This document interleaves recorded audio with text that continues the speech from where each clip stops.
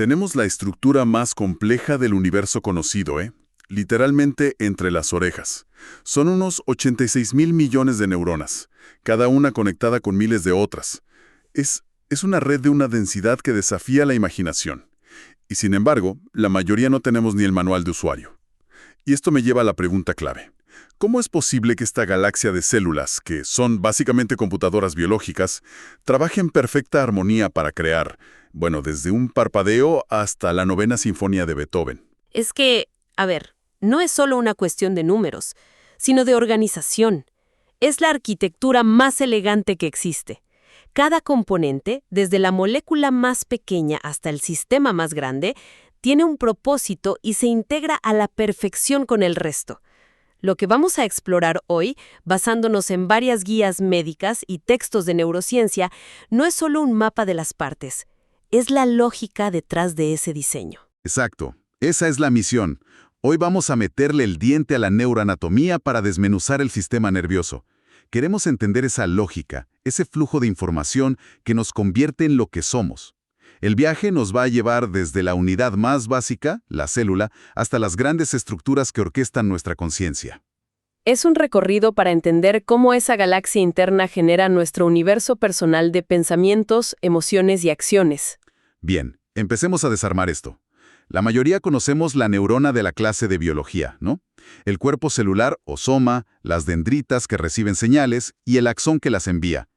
Pero lo que me pareció fascinante en los textos que realizamos es que no son las únicas estrellas del show.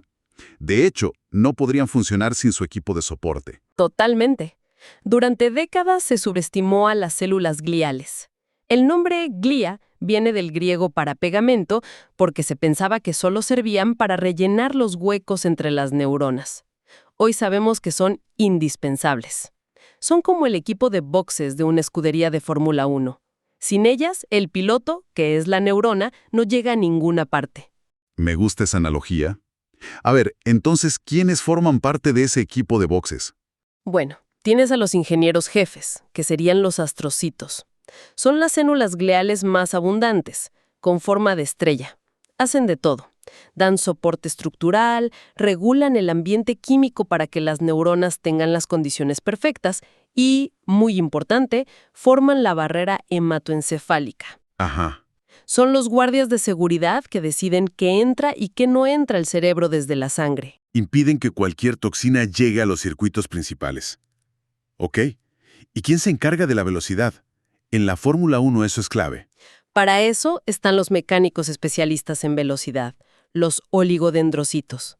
Estos son los que producen la mielina en el sistema nervioso central. Envuelven los axones con esta capa de grasa que actúa como un aislante, y esto permite que el impulso eléctrico salte. Ah, no recorre todo el cable, sino que va saltando. Exacto. Y eso multiplica la velocidad de transmisión hasta 100 veces. En el sistema nervioso periférico, fuera del cerebro, esa misma función la hacen las células de Schwann. ¿Y qué pasa con la limpieza y la seguridad en los boxes? Esa es la microglía. Son el sistema inmunitario del cerebro. Patrullan constantemente el entorno buscando patógenos, células dañadas, cualquier desecho. Son un equipo de limpieza y defensa todo en uno. ¡Wow! Así que, como ves, las neuronas pueden ser las protagonistas, pero la función cerebral es un trabajo de equipo. Sin las células gliales no hay comunicación, ni protección, ni velocidad. Entendido. Tenemos a los pilotos y a su equipo de boxes. Ahora, la comunicación. Aquí es donde para mí se pone realmente interesante. ¿Cómo hablan estas células entre sí para transmitir información a esa velocidad vertiginosa? El proceso es una maravilla de ingeniería electroquímica. Comienza con una señal eléctrica, el potencial de acción, que es como una chispa que viaja por el axón. Pero lo más increíble es que cuando llega al final, no toca a la siguiente neurona. Hay un espacio minúsculo, un abismo microscópico, llamado sinapsis. Y eso es lo que me vuela la cabeza. El impulso eléctrico no salta a ese abismo. O sea, ¿por qué la naturaleza diseñó un sistema con una interrupción, en lugar de un cableado directo? Parece ineficiente a primera vista. Parece, pero es justo lo contrario. Ese espacio es la clave de la complejidad y la flexibilidad del cerebro.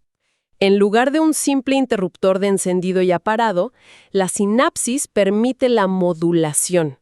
Cuando el impulso eléctrico llega al final del axón, provoca la liberación de mensajeros químicos, los neurotransmisores. Estas moléculas viajan a través de la sinapsis y se acoplan a receptores en la siguiente neurona, como una llave en una cerradura. Y esa unión es la que le da el mensaje a la siguiente neurona. Y según los textos, esos mensajes no son todos iguales, ¿verdad? Pueden ser una orden de actívate o una de quédate quieta. Exacto. Es como si cada neurona estuviera en una habitación escuchando a miles de voces. Unas, como las del neurotransmisor glutamato, le gritan «¡Vamos, actívate!». Es la principal voz excitatoria del cerebro. Ajá. Otras voces, como las del GABA, le susurran «tranquila, frena un poco». Es la principal voz inhibitoria. La neurona tiene que hacer un cálculo ultra rápido, sumar todos esos gritos y susurros. Y si el nivel de actívate supera un cierto umbral, entonces dispara su propio potencial de acción. Es decir, la base de todo pensamiento, de toda decisión, es una suma constante de señales que empujan y jalan. Precisamente. Y sobre esa base de excitación e inhibición, tienes otros neurotransmisores que actúan como moduladores, como si cambiaran el tono de la conversación. La dopamina, por ejemplo, es crucial en los circuitos de motivación y recompensa. Es la que nos dice, eso estuvo bien, repítelo. Claro. La acetilcolina es fundamental para enfocar la atención y formar recuerdos. Es el neurotransmisor del aprendizaje. Este complejo cóctel químico es lo que permite la increíble gama de estados mentales. Bien, ya tenemos a los actores principales, las neuronas y su equipo. Y entendemos cómo se pasan los mensajes con este sistema electroquímico. Pero todo este drama microscópico tiene que ocurrir en un escenario. Hablemos de ese escenario. El gran centro de mando, el sistema nervioso central. El SNC, compuesto por el encéfalo y la médula espinal, es la estructura más protegida del cuerpo. Y con razón, tiene una triple capa de seguridad. La primera es ósea. El cráneo y la columna vertebral. Una fortaleza. Totalmente. La segunda son las meninges, 3 membranas que lo envuelven. Y la tercera es el líquido cefalorraquídeo, que funciona como un amortiguador, protegiéndolo de golpes y movimientos bruscos. Empecemos por la gran autopista de información, la que conecta el centro de mando con el resto del cuerpo, la médula espinal, que a menudo se piensa que es solo un simple cable. Y es un error. La médula espinal es mucho más que eso. Es una autopista, sí, pero una con inteligencia propia. Es un centro de procesamiento por derecho propio. Si la cortamos, vemos una mariposa o una H de sustancia gris en el centro, rodeada de sustancia blanca. La sustancia gris son los cuerpos neuronales, los pequeños centros de procesamiento. La blanca son los axones con mielina, las autopistas de alta velocidad. Y ahí es donde ocurre la magia del reflejo, ¿no? Pienso en el ejemplo clásico de tocar un cactus. Mi mano se retira antes de que mi cerebro se entere de que me pinché. Exactamente. La médula espinal actúa como un gerente de sucursal con autoridad para tomar decisiones urgentes sin consultar al CEO. Me encanta. La señal de dolor del dedo viaja por una neurona sensorial hasta la sustancia gris de la médula. Allí, una interneurona, sin preguntar, activa inmediatamente una neurona motora que le ordena al músculo de tu brazo que se contraiga. Mano fuera. ¡Wow! Al mismo tiempo, otra señal sube por la autopista de la sustancia blanca hacia el cerebro para que el CEO se entere, procese el dolor y aprenda la lección. Cuidado con los cactus. ¡Qué eficiente! Un sistema de seguridad increíble. Y los médicos usan esto de una forma muy ingeniosa con los dermatomas, ¿verdad? Sí, un dermatoma es el área de la piel que envía señales a una raíz nerviosa espinal específica. Existen mapas muy detallados. Si un paciente pierde la sensibilidad en, digamos, el dedo meñique, el médico puede mirar el mapa y saber que el problema probablemente esté en la octava raíz nerviosa cervical a la altura del cuello. Es una herramienta de diagnóstico potentísima. Muchísimo. Vale, de la autopista inteligente pasamos a la sede central. Desglosemos las grandes regiones del encéfalo. Lo podemos dividir en 3 grandes áreas funcionales. La más primitiva y fundamental es el tronco encefálico. Es la conexión con la médula y controla todo lo que nos mantiene vivos sin que pensemos en ello. El ritmo cardíaco, la respiración, la presión arterial, los ciclos de sueño. El sistema de soporte vital automático, digamos. Exacto. Si esta parte falla, se apagan las luces. Y justo detrás, como una especie de mochila, está el pequeño cerebro. El cerebelo. Y de pequeño solo tiene el nombre. Contiene más neuronas que el resto del cerebro junto. ¿No puede ser? ¿Sí? El cerebelo no inicia el movimiento, pero es el maestro de la coordinación y el refinamiento. Es el que se asegura de que tus movimientos sean fluidos, precisos y eficientes. Entonces, cuando aprendemos a manejar un coche o a tocar la guitarra, es el cerebelo el que graba el programa para que no tengamos que pensar conscientemente en cada movimiento. Precisamente. Es el motor de lo que llamamos memoria muscular o procedimental. Al principio, tienes que pensar en cada acción. Pisar el embrague, mover la palanca. Tu corteza cerebral está trabajando a toda máquina. Pero con la práctica, el cerebelo automatiza esa secuencia. Libera a tu corteza frontal, a tu CEO, para que pueda concentrarse en la estrategia, el tráfico, la ruta, la conversación. Y eso nos lleva a la joya de la corona, la parte más grande y evolucionada, el cerebro propiamente dicho, el telencéfalo, el lugar del pensamiento consciente. Exacto, dividido en 2 hemisferios, izquierdo y derecho, conectados por el cuerpo calloso, una superautopista de fibras nerviosas. Y la capa externa, la corteza cerebral, es donde ocurre la magia de alto nivel. Está dividida en 4 grandes lóbulos. A ver. Adelante, el lóbulo frontal, nuestro director ejecutivo, planificación, toma de decisiones, personalidad.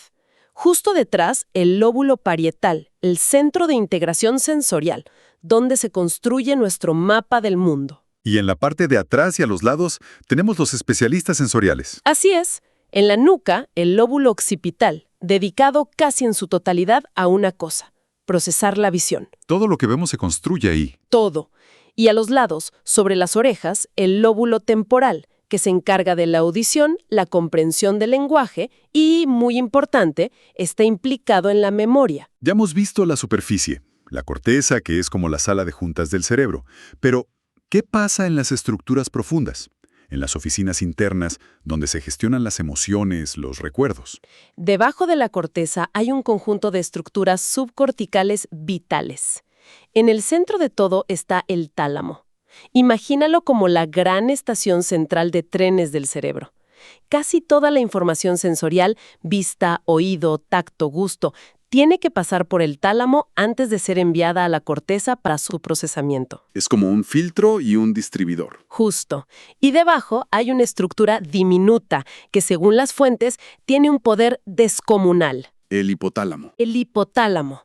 Es diminuto, pero es el regulador maestro del equilibrio interno del cuerpo, la homeostasis. Controla la temperatura, el hambre, la sed, y es el puente entre el sistema nervioso y el hormonal. Básicamente, se asegura de que tus constantes vitales estén en su punto óptimo. Luego está el famoso sistema límbico, el llamado cerebro emocional. No es una sola estructura, ¿verdad? No, es un circuito de estructuras que colaboran. 2 de sus componentes son estrellas. Primero, el hipocampo, llamado así por su forma de caballito de mar. Es absolutamente fundamental para formar nuevos recuerdos explícitos. Los que puedes contar. Esos. Para entender su importancia, solo hay que recordar al famoso paciente HM. Le extirparon el hipocampo para tratar su epilepsia y quedó congelado en el tiempo. Podía recordar su infancia, pero era incapaz de formar un solo recuerdo nuevo. Vivía en un presente perpetuo de 30 segundos. ¡Qué increíble! Demuestra que recordar el pasado y crear nuevos recuerdos son procesos separados. Y el otro componente clave del sistema límbico. La amígdala, una estructura con forma de almendra. Es nuestro detector de amenazas, el centro de procesamiento del miedo. Es la que, ante un peligro, secuestra los recursos del cerebro y activa la respuesta de lucha o huida. La que nos inunda de adrenalina. Esa misma. Trabaja con el hipocampo. El hipocampo recuerda el contexto de un peligro y la amígdala le añade la etiqueta emocional de peligro. Para terminar con estas estructuras profundas, también están las que nos ayudan a que el movimiento, una vez decidido, se ejecute correctamente. Esos son los núcleos basales. Trabajan en un bucle constante con la corteza motora y el cerebelo para seleccionar y suavizar los movimientos. Mientras el cerebelo se encarga de la coordinación fina, los núcleos basales ayudan a iniciar el movimiento deseado y, muy importante, a suprimir los no deseados. Ah, claro. Cuando este sistema falla, como en la enfermedad de Parkinson, aparecen los temblores y la dificultad para iniciar el movimiento. Es un viaje alucinante. Hemos pasado del impulso eléctrico en un axón a la arquitectura masiva que genera el pensamiento, el movimiento, la emoción. Es una sinfonía de sistemas trabajando a la vez. Totalmente. Si lo sintetizamos, hemos visto un flujo claro. Las neuronas son los mensajeros. La sinapsis es el punto de comunicación. La médula espinal es la autopista inteligente. Y el encéfalo es el centro de mando, con un gobierno distribuido. El tronco encefálico para la supervivencia, el cerebelo para el movimiento, el sistema límbico para las emociones y la memoria, y la corteza cerebral para el pensamiento superior. Y para cerrar, algo que destacaban las fuentes es que este mapa no es estático. La investigación actual sobre la neurogénesis y las células madre neurales está rompiendo viejos dogmas. Así es. Durante un siglo se creyó que nacíamos con todas las neuronas que tendríamos. Hoy sabemos que en ciertas áreas, como el hipocampo, se pueden generar nuevas neuronas durante toda la vida. Y esto ha abierto un campo de investigación inmenso para explorar si podríamos potenciar este proceso o usar células madre para reparar el cerebro dañado por lesiones o enfermedades como el Alzheimer y el Parkinson. Lo que nos deja con una pregunta final para la reflexión. La ciencia está empezando a descifrar cómo reparar la estructura más compleja del universo conocido. Si llegamos a dominar esa capacidad, ¿qué significaría para la experiencia humana poder, deliberadamente, reparar y regenerar nuestra propia mente?